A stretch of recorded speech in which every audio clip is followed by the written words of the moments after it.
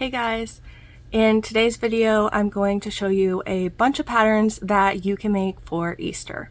So I have some patterns that I've been making for years that I really like, and then I have a few that I found online that I want to try as well.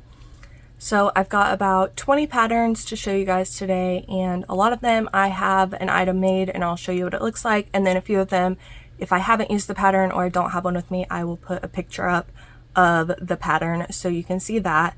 And all the patterns will be linked in the description in the order that I talk about them. So the first items that I'm going to show you are some bunnies. So if you saw my last video, you know I tried out a ton of different bunny patterns. I think it was like 13. So I'm not going to mention all of those here. So if you want to see more bunny options, I will link that so that you can check that one out. But I'm just going to show a couple bunny options for this video. So the first one is a peep, and I have patterns for 4 sizes. So this is the small, this is the medium, and then this is the large. I don't have the extra large one with me, but it is even bigger than this one. If you want to see that one, like I said, it's in my last video. And then the last bunny that I want to talk about in this video is Aura the bunny. I just love Aura. She is just so cute, and if you've seen a lot of my recent videos, you know I've been making a lot of these ones. So I think they're just perfect for Easter and springtime. The next thing that I always make for Easter is some carrots. I make these really little carrots. I don't have one with me, but I will put a picture up of one that I made last year. So this is a pattern that I tested a couple years ago, and I don't remember if it's free or paid. I want to say it's a paid pattern, but I know that there are some other free carrot patterns out there, but I just think they're really cute to have for spring, and I put them next to my bunnies, and a lot of times people will buy both the bunny and the carrot together. The next thing that I think about during spring is, of course, Easter eggs. So there are a lot of different patterns for Easter eggs. I found one that is on Ribblr that's free from Knott's Merry Yarn, and I haven't tried it yet, but it is for a little egg, and I think that it would be really good. I definitely want to try that one. And then the next pattern is actually one of my patterns that I've written, and this one is available on Ribblr and on Etsy, and this is the Leggy Eggy, and this is what he looks like. I think he's just super cute. I like to sit him like up on a shelf, and he just sits there like that, and he's got these long arms and legs, and I really love this one. I think he's cute. It's more of a medium-sized plushie, and I just love him. And here is another one of my Leggy Eggies. This is up on my shelf of plushies that I'm keeping. I like to keep, whenever I write my own patterns, the very first one that I make, I like to keep that one. So I have this one up on my shelf. And then the next 2 egg kind of patterns that I want to talk about are actually 2 more of my patterns. So this is the Mini Egg-topus, and he is so little and cute. So he's a little octopus, but instead of stuffing him, you leave him hollow, and then he can transform into an egg. So he transforms from an egg to an octopus, and the other way around. So you kind of just stuff the tentacles inside the body.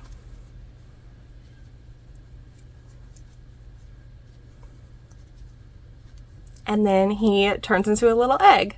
So this is one of my first patterns that I wrote, and this one is free on my Instagram, and then it's free on Ribblr as well, and then there's a paid pattern on Etsy.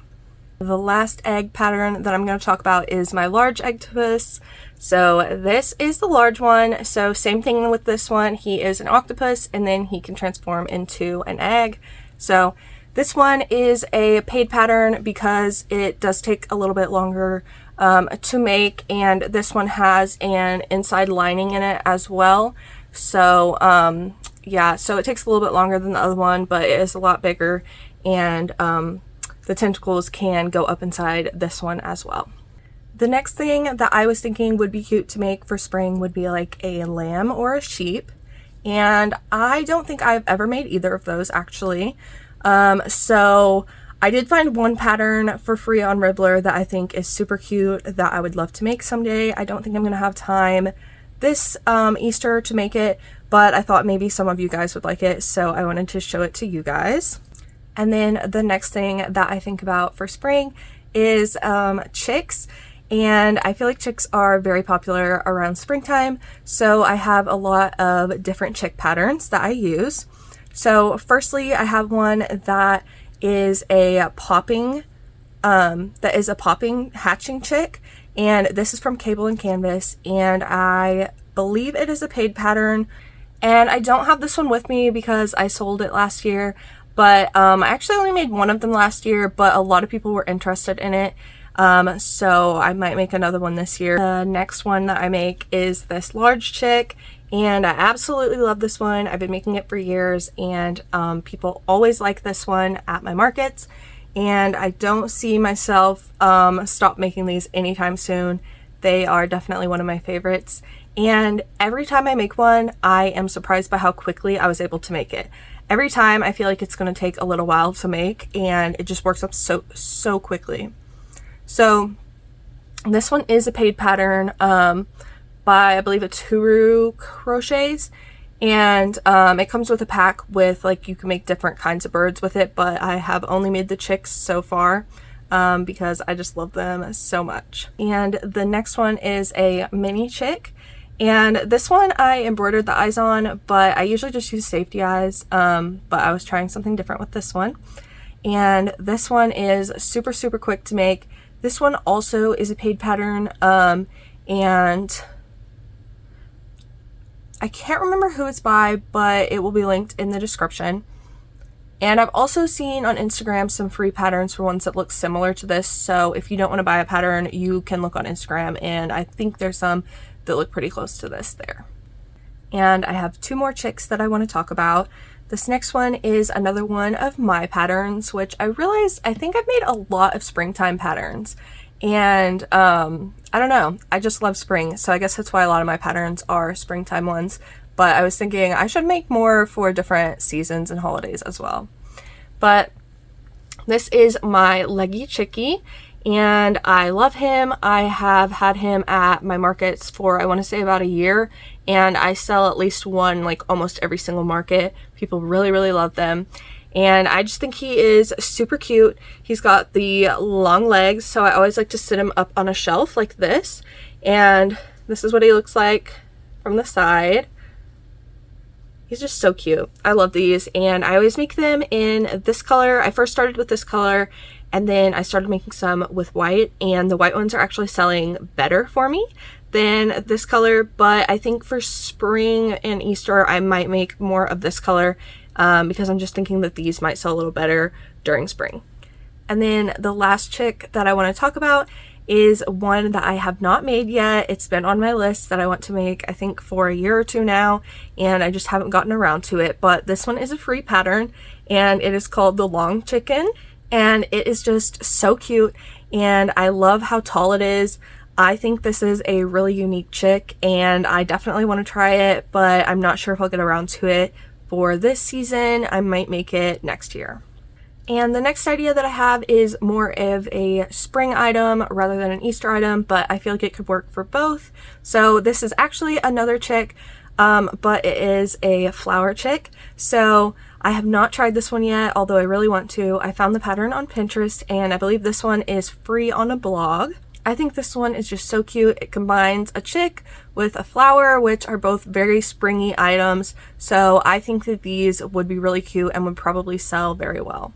And the last two items that I have to talk about are actually a wearable. So I usually don't sell wearable items very often, but the one item that I do is bandanas. And bandanas are really great for spring and summer, so I thought I would show you my two favorite bandana patterns so that you guys can make some for the spring.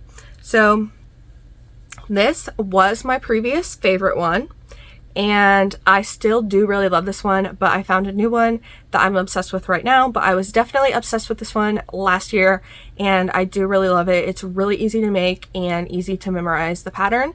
So this one I did a pattern test for. It is a paid pattern on Etsy, but I think I've seen some that are similar, like tutorials on YouTube as well, so you could check that out if you're not wanting to purchase a pattern. but it's pretty much a granny square stitch bandana. And I just love these. I have made so many of these last spring and I sold a lot of them, and I really just love using variegated yarn and seeing how every single one turns out different even when you use the same yarn. And this one also works up super quickly. I want to say these only take me about an hour to an hour and a half, which I think is very, very quick for a wearable item. But I'll go ahead and kind of show you what it looks like on.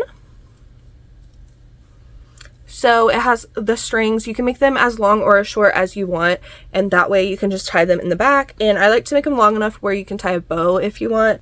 And then for my new favorite bandana pattern, this is one that is from Passionate Kelsey. And if you have not seen her videos, she is amazing. She is my favorite YouTuber right now. She has a lot of crochet and knit content, and I love watching her videos, and I've seen her make a lot of bandanas, and I realized that she had a video tutorial for them, so I wanted to try it out. And so this is one of her bandana patterns that she has a tutorial for, and I fell in love with it. I made it once, and it was very easy to memorize. I had it memorized after the first time, and I have been making a ton of these in the past month. I think I've made probably close to 20 of them. So I'll show you it up close.